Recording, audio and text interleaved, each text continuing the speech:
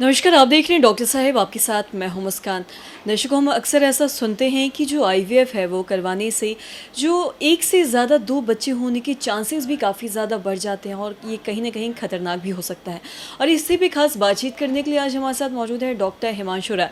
दर्शकों, आपको बता दें कि ये बिहार के जाने-माने आईवीएफ स्पेशलिस्ट है। सर नमस्कार, बहुत-बहुत स्वागत है आपका। नमस्ते। सर मैं आपसे जानना चाहूँगी, ऐसा कहा जाता है कि जो आईवीएफ है वो जो रिस्क ऑफ हाई मतलब मोर देन वन चाइल्ड है, जो ये जो रिस्क है वो काफ़ी ज़्यादा बढ़ा देता है और ये कहीं न कहीं खतरनाक भी हो सकता है एक से ज़्यादा दो बच्चे होने का।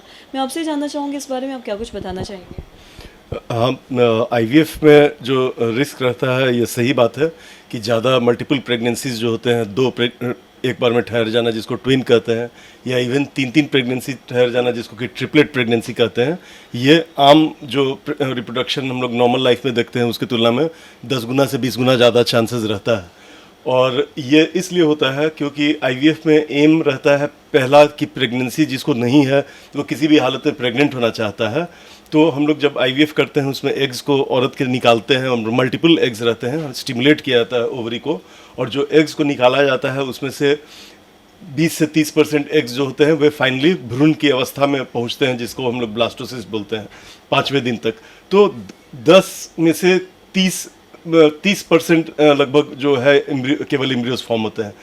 तो 5 ही दिन में इतना ज़्यादा कमी हो जाता है, और बच्चे को एक बार हम लोग यूट्रस में डालते हैं उसके बाद उसका ग्रोथ जो है वो कैसा होगा हम लोग को पता नहीं रहता है।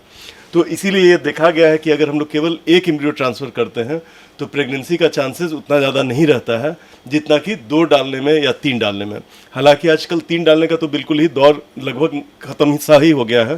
3 एम्ब्रियोज उन्हीं लोगों में ट्रांसफ़र किया जाता है जिनका कि एंडोमेट्रियम अच्छा नहीं हो, या एम्ब्रियो का क्वालिटी ठीक नहीं लग रहा हो, या प्रीवियस आईवीएफ फेलियर हुआ हो। नहीं तो आजकल ट्रेंड यही है कि 2 ही एम्ब्रियो डाला जाए जिसे डुअल एम्ब्रियो ट्रांसफ़र डीईटी बोलते हैं।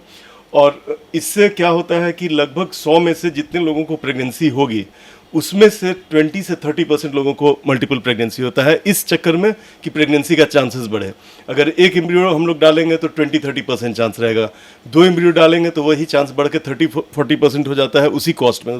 तो हम लोग के देश में खासकर जहाँ की अर्थव्यवस्था बहुत उतनी अच्छी नहीं है, हम लोग अभी भी डेवलपिंग नेशन है, और खासकर बिहार जैसे जगह में जहाँ की स्वास्थ्य इन सेवाओं को आप जानते हैं कि इंश्योरेंस के अंदर भी नहीं आता है, और जो जितने आयुष्मान कार्ड या कोई भी कार्ड भी इस पे नहीं चलता है, तो गरीब पेशेंट के लिए ये बहुत मुश्किल होता है 2-3 साइकिल आईवीएफ कराना।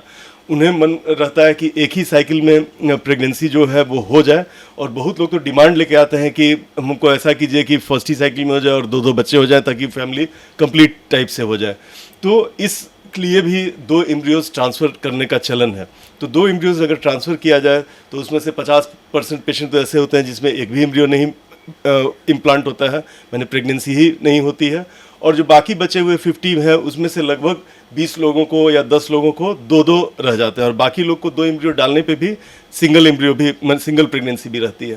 तो ज़्यादा नंबर ऑफ एम्ब्रियोज चूँकि ट्रांसफ़र किया जाता है तो इसीलिए मल्टीपल प्रेगनेंसीज का चांसेस ज़्यादा रहता है आईवीएफ में जैसे ट्रीटमेंट में। और हम लोग जानते हैं कि आईवीएफ करने में जो पेशेंट्स रहते हैं कभी कभी अधिक उम्र की भी हो जाती हैं, तो नॉर्मल उम्र के लोगों में भी अगर ट्विन प्रेगनेंसी होता है तो उसमें कॉम्प्लिकेशंस भी डबल होते हैं, जैसे उल्टी का होना, पेट दर्द होना, किसी भी तरह की जो तकलीफ होती है।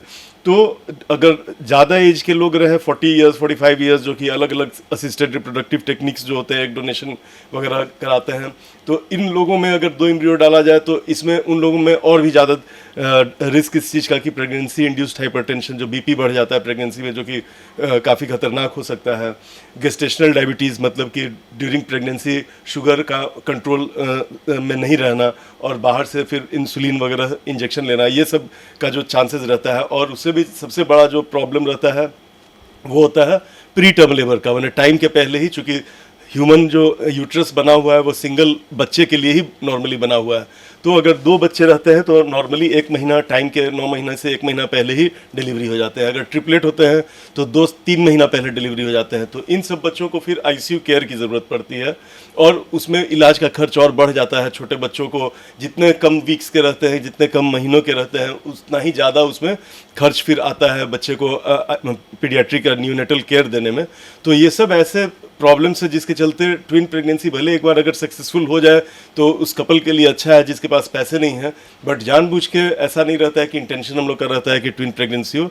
हम लोग केवल ये चाहते हैं कि नहीं, जो पेशेंट आए उन्हें प्रेगनेंसी हो जाए। तो इसीलिए आईवीएफ में प्रेगनेंसी का में ट्विन होना नॉर्मल पॉपुलेशन की तुलना में ज़्यादा है और इसमें कॉम्प्लिकेशंस भी थोड़ा ज़्यादा होते हैं। और साथ ही अगर मैं मल्टीपल प्रेगनेंसी की ही बात करूँ तो क्या इसमें महिलाओं की जान जाने की भी खतरा हो सकती है? देखिए, प्रेगनेंसी किसी भी औरत में, वो कम उम्र की हो या ज़्यादा उम्र की हो, वो आईवीएफ से बच्चा पैदा कर रही हो या नहीं कर रही हो, प्रेगनेंसी, किसी भी तरह का प्रेगनेंसी जो होता है औरत के ज़िंदगी का सबसे डेंजरस पार्ट होता है और इसमें ऐसे भी औरत के जान जाने का खतरा बाकी किसी भी उम्र में, मैंने आफ्टर 5 years ऑफ एज सबसे ज़्यादा रहता है। तो प्रेगनेंसी ऐसे भी खतरनाक अवस्था होती है और उसमें ट्विन प्रेगनेंसी अगर रहता है तो रिस्क डेफिनेटली, जैसे पीआईएच में कभी कभी बहुत सीवियर ब्लड प्रेशर बढ़ सकता है, दिमाग का नस फट सकता है।